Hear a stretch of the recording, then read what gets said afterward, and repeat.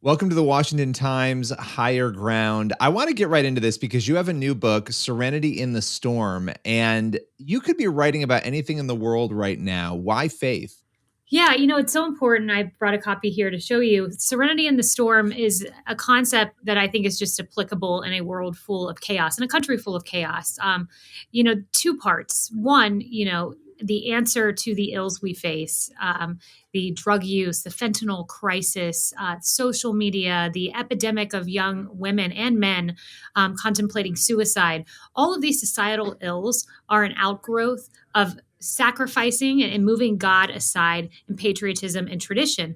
But the second part of this is that God is at work even amid the chaos. Afghanistan, tragic fall. We lost 2,448 amazing heroes, men and women, but their sacrifice was not lost, was not forgotten. I talked to a member of the underground church there. We call her Asman for the purposes of anonymity. And she says, Christianity is on fire. Yes, we're small, but people are remarkably receptive to the truth because they see the American soldiers and they associated them with Christianity and light, and they see the darkness of the Taliban. So it's a long-winded way of saying, one, the answer to our ills is returning to God, but two, God is at work even amid all the chaos.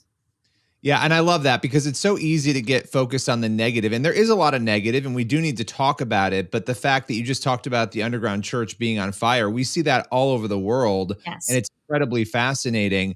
I have to ask you, though, because you brought up, obviously, the drug and substance abuse issue. We've got suicide. There are a lot of these very negative indicators, especially with young people.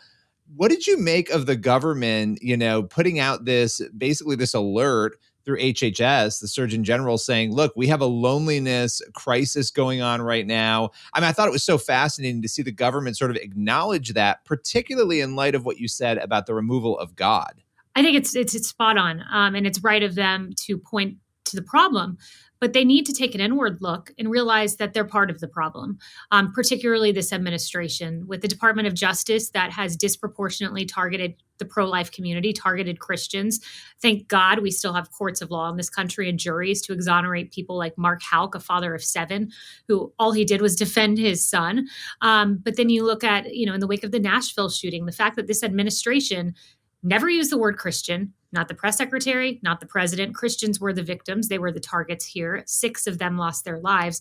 But they found time repeatedly through the week to go to the White House podium and talk about the transgender community, even using the word fight in the context of transgender, an appalling use of a word in the wake of a tragic school shooting. So I'm glad to see the administration acknowledge the loneliness problem, but they need to realize their part in that loneliness problem when they are trying to push God aside out of our schools, out of the public discourse, because as the court has warned, even going back to when they banned school prayer in 1963, I wrote about that. Even going back to that, the court, as they took prayer out of schools, acknowledged we can't create a religion of secularism in this country. That would be a problem too. But that's what the White House has had a part in doing. Well, you spend decades pushing God aside, and now everybody's sort of like, well, how did we get here? How did this happen? And for Christians, we understand and we know how this happened. I mean, it's Right. pretty clear. It's what you're speaking about right now. In that bulletin from the Surgeon General, interestingly, there is a small portion on faith, and it acknowledges that people not going to church anymore, they throw some of the stats out from Gallup and others, that has contributed potentially to health problems. And I thought, how fascinating. But do you think they're going to take it seriously, though, and reintegrate faith in, or at least be friendly to it? No, I don't think so. And there may be some, like kind of lone siren over at the, National Institute of Health or within the CDC, and good for that person because that person's exactly right, and I'm glad that they acknowledge that. But it's amazing to me. I went through 2 of the decisions they've made in targeting Christians. A president who is Catholic, who attends mass, he needs to get a hold of his government when you have the FBI and DOJ putting out memos about radical traditional Catholics. Like, how did that come about? And the talk of putting a plant inside a Catholic church. I mean, there's such hostility to faith. It's amazing to me. And the degree of the hostility, we haven't really seen anything like it. Going back to previous Democrat presidents, there just seems to be something particularly unique. And I don't know if it's the president not having a hold of his administration, not knowing what's going on. I find that hard to believe. We talk about it on Fox all the time. We have the most viewers, so I would assume he's heard of it. But I don't see a course correction. Yeah, I mean, you remember a few years back, they were having the debate about removing God from the platform, and there were all the yays, and, they pretended it didn't happen. I mean, this has been sort of like sliding down a hill. It's been coming for a while, and I think, we're going to see more of it. But I wanted to pivot to your story because there's so much in your journey that is so intriguing to me, and I think to listeners and viewers. What was it like for you? And I guess maybe a better question, how was your faith challenged as the press secretary, as the White House press secretary in that role? I would say I had to rely on my faith a lot. Being in the administration, I was surrounded by Christians. Our vice president, Mike Pence, was a very strong Christian, led a Bible study in the White House. Many others did. So, I was constantly lifted up by fellow members of the administration. So in that way, it emboldened my faith. It strengthened my faith.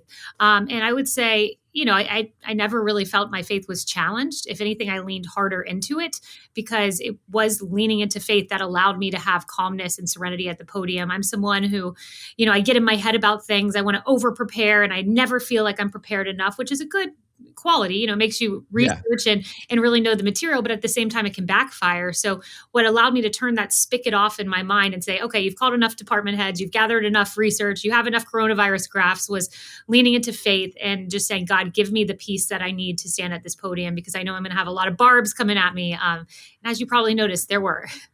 Yeah, but you always seem very prepared. And that was one thing about you in that role that was interesting. You always had a response, right? And not everybody is that prepared, as we've seen, with other press secretaries. So that was interesting to watch. You could tell you put your homework in and you were always ready. But in your personal life, in your life in general, you talk about serenity in the storm with this book. What has been for you maybe the biggest moment, the biggest challenge in your life that you're willing to share and how you journeyed through that? The biggest challenge, there have been a few. I mean, there was the fact that, I have a gene that puts me at an 84% chance of breast cancer.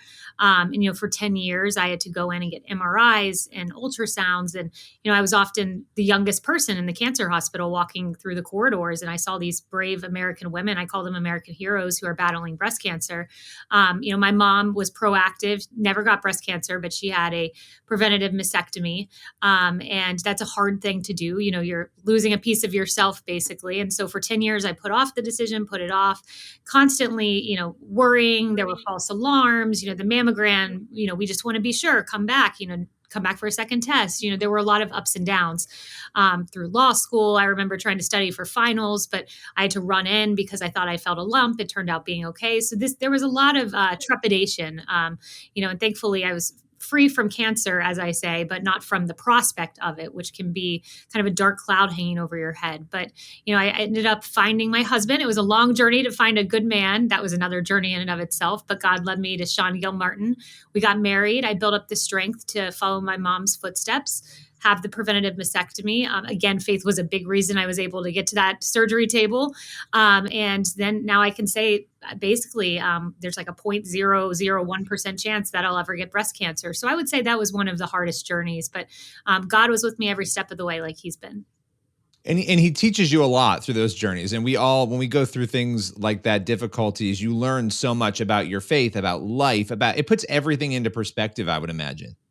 Absolutely, it does. Crossing paths with these women whom I would pray for, but seeing the struggle that they've gone through each and every day, chemotherapy, just horrible things, and the quest to get better and to find health. But I very admire the women in this country. We are fighters. We are a gender of fighters, and I saw that every day. We've only got a couple of minutes left here, and I want to honor your time, but I do want to ask, and it's sort of a loaded question. It's a big question, but I followed you for a long time, and you've so often talked about faith well before the White House. This has been a big part of your life. What was your journey, as much as you could tell us with the time we have left here, into faith? How did you find it? So I grew up with two amazing parents. My father grew up Catholic. My mom grew up Southern Baptist. We began as Presbyterian. It's like kind of a little compromise. But then my mom ended up convincing my dad to go to the Southern Baptist Church. And it was a great way to grow up, going to youth group, having this relationship with Christ. I gave my life to Christ when I walked down the aisle. I was, a young girl at the time. But my faith, and I always talk about this, it became real to me when I left college. And I had a real relationship with Christ. I believe that, but it became really unshakable. After I left college, I came here to New York City. I was working for Governor Mike Huckabee, his television show here at Fox, and I was a producer. And one day I was feeling super lonely. I'd gotten going through a bad breakup. So I decided to leave work a little early, and I go back about 10 blocks from where I'm sitting right now to my apartment. And I tried calling anyone who will listen, my mom, whomever, no one's picking up their phone. And I said, God, if you're out there, I need to hear from you. And my phone lit up with a number I did not know. And I was like, if it's a telemarketer, I don't care. I'll chat with them. That's just fine. But I answered the phone and they said, this is the Journey Church, which is the church I was going to. We feel like we need to pray for you. How can we pray for you? And it was amazing. Wow. I feel like it was Christ talking to me through a human being. And it was the most impactful call of my life, bigger than the call I got from the president asking me to be his press secretary, which is a pretty awesome call, or the call I got telling me that I had the BRCA genetic mutation. It was a call from Christ, and one that I'll never forget. That's incredible. I went to Journey Church as well. So what a small world that is. That is so amazing. But Yeah. look how God works. That is absolutely incredible. And I wanted to make sure people grab the book. It's Serenity in the Storm: Living Through Chaos by Leaning on Christ. Really appreciate your time today. Thank you so much, Billy. You're great, and keep up the great work for Christ. Thanks so much.